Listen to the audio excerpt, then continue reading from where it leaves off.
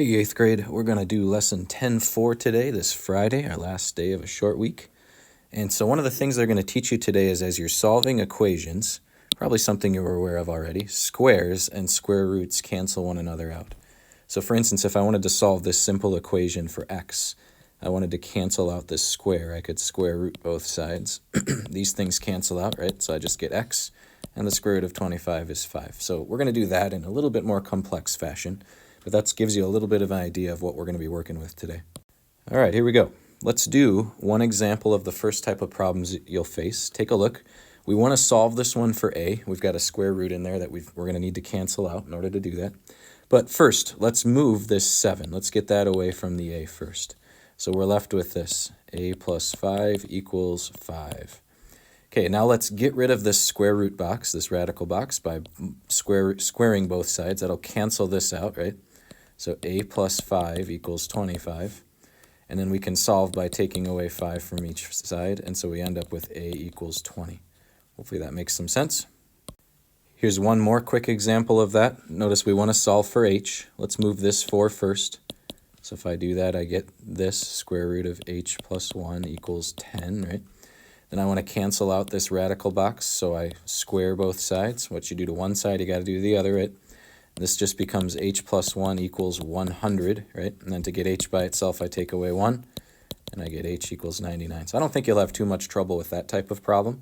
There's one more type of problem yet that you'll face, which I'll show you next.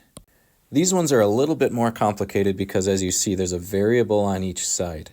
So because of that, something that's going to happen sometimes, when you square both sides, you sometimes end up with a solution that doesn't make sense. In fact, every time you'll have one solution that doesn't make sense. That's called an extraneous solution. So you're going to toss that one out and only keep the one that actually works. I'll show you how to do that at the very end, okay? So don't forget this. Always test your answers at the end to find out which one is the one that makes sense. So let's solve this one, okay? I want to get that k by itself. Notice there's a k on both sides.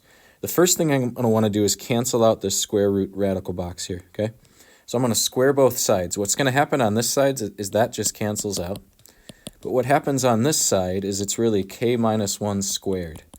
So k minus 1 times itself, right?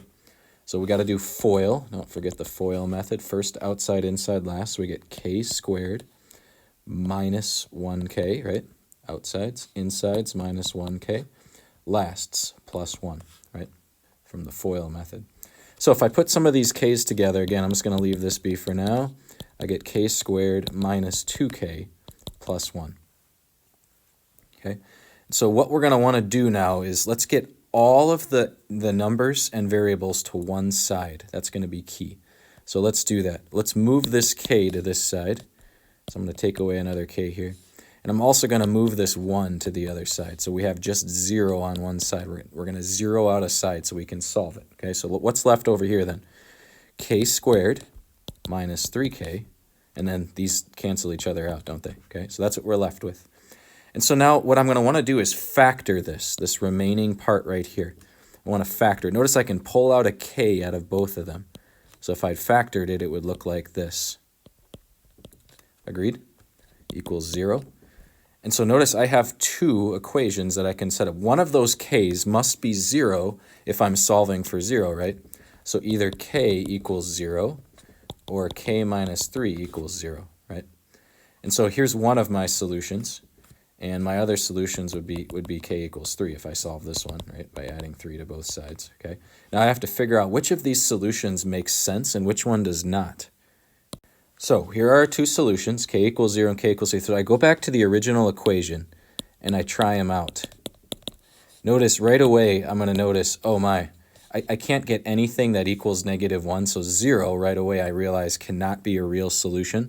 If I put in 3 though, it should work. Let's find out. Square root of 3 plus 1 obviously is 2, right? And then 3 minus 1 equals 2. So I get 2 equals 2. So this solution doesn't work, but this one does. That's how you figure out the correct solution of the two. Let's do one more problem that's got a variable on both sides. So here we go. I want to cancel out this square root box. So I'm going to square both sides. So I end up with t plus 5 on this side because the square root box, the radical box, disappeared, got canceled out.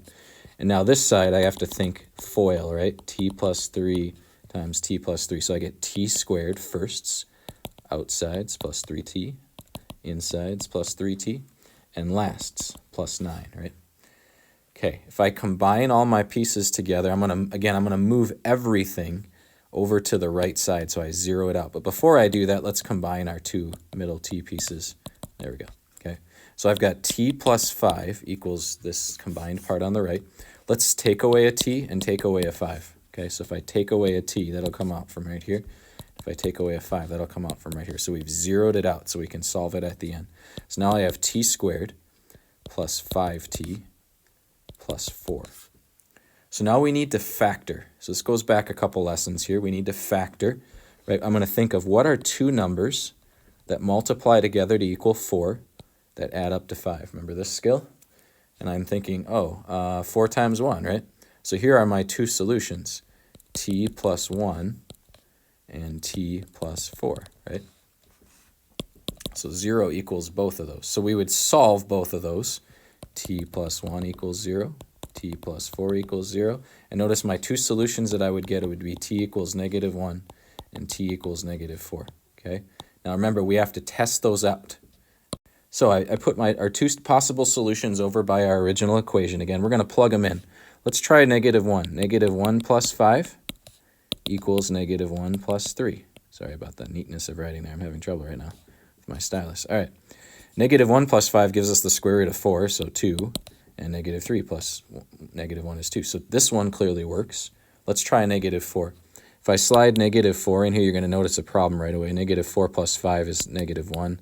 Can't do the square root of a negative number. And this one doesn't work. So we always got that extra solution that we get rid of and get our solution that makes sense. All right, those are the two main types of problems that you'll face today. I want to do number 1 with you because it's a little bit different than those.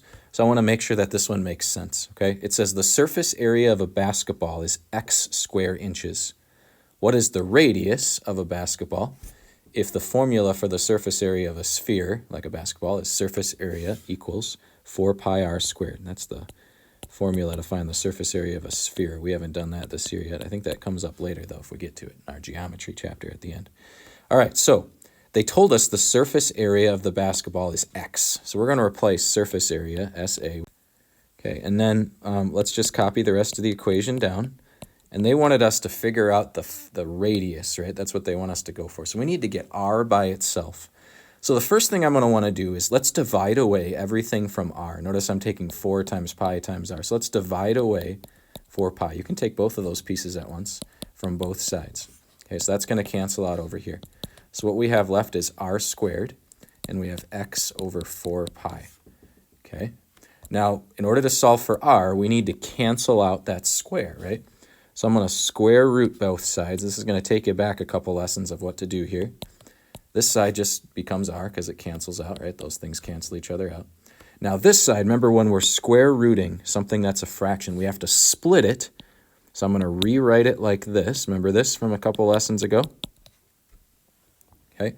And then in order to get rid of that fraction, we're going to take both the top and the bottom times our denominator, right? So I'm going to multiply both the top times 4 pi and the bottom times the square root of 4 pi. Okay. Now on the bottom, these things just cancel each other out. Like it's 4 pi, the square root of 4 pi squared, right? In other words, it cancels itself out. So I get 4 pi on the bottom, okay? On the top, I'm going to take x times 4 pi. So remember, when you're multiplying square roots, you just multiply them together. So I get the square root of 4 pi x, or 4x pi, either way, okay? Now, notice we can break this top part down a little bit. We do know the square root of 4, right? The square root of 4 is 2, so I can move that outside the square root box. That leaves us with pi and x inside the square root box over 4 pi, right? And then remember, if you can divide both the whole numbers that are remaining by the same number, you should do it. So if we divide them both by 2, the top one will just disappear, and we end up with pi times x divided by 2 pi. So that's what our radius equals. Hopefully that makes some sense. I know that was a lot to think about, but really what we did first is we divided and got the r by itself, right? Then when we square rooted both sides, like right here, okay, we split them up and took both our numerator and denominator times this denominator here, right? we ended up with this. We were able to pull out a 2 because the square root of 4 is 2, right? And then at the end, we divided by 2 because our whole numbers could divide by 2. I know that was a lot to think about. If you need to go back and watch that a couple times, go ahead. But do show your work on your assignment for that problem. Just follow along with me and pause me if I go too fast. But doing the work right along with me and showing it will help that to make sense. We'll have more problems like that eventually. So those are kind of the 3 types of problems that you'll face. We did the only word problem today, and then the other 2 types of problems that we already practiced. Don't forget to check at the end. Go back to the original equation and check which answer is the one that makes sense and works. Have a good day, guys. If you need some help on this, don't be afraid to reach out. We're getting into some heavy-duty radical stuff right now, so you guys have handled it well so far, but don't be afraid to reach out if something doesn't make sense. Have a good day.